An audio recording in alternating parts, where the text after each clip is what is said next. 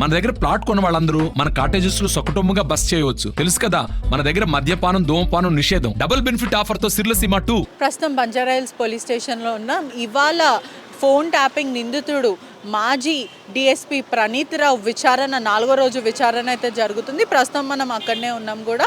సుమారుగా ఇది 4వ రోజుల నుంచి బంజారాహిల్స్ పోలీసులు అయితే విచారిస్తున్నారని కూడా తెలుస్తుంది. West zone DCP Banjara Hills ACP ఆధ్వర్యంలో ఈ విచారణ అనేది జరుగుతుంది. పూర్తిగా కూడా ప్రణీత్ రావుకు ఎవరైతే ఇంకా కొంతమంది ఇద్దరు సహకరించిన వాళ్ళని కూడా విచారణలో తీసుకున్నారని కూడా తెలుస్తుంది. దాంట్లో ప్రధానంగా కూడా ఇన్స్పెక్టర్ వాళ్ళు అయితే ఉన్నారు అని కూడా పూర్తిగా అయితే తెలుస్తుంది.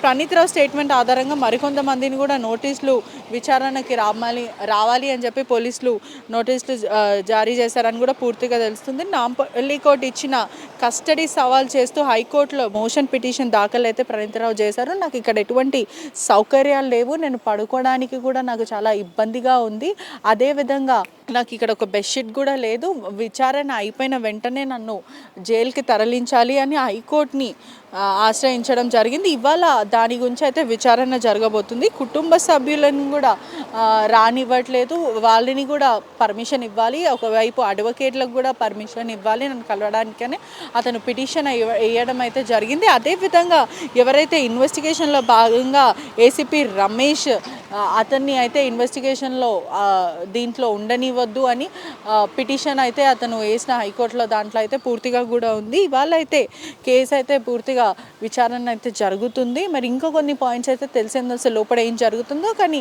ప్రణీత్ రావు మాత్రం నేను ఇక్కడ విచారణ అయిపోయిన వెంటనే నాకు ఎటువంటి రక్షణ అయితే లోపల లేదు, విచారణ అయిపోయిన వెంటనే నన్ను జైలుకి తరలించాలని ఆ పిటిషన్లో అయితే రాశారు. నా కుటుంబ సభ్యులని ఒకవైపు అడ్వకేట్లను కూడా లోపలికే రానివ్వాలని పిటిషన్లో అయితే వేశారు.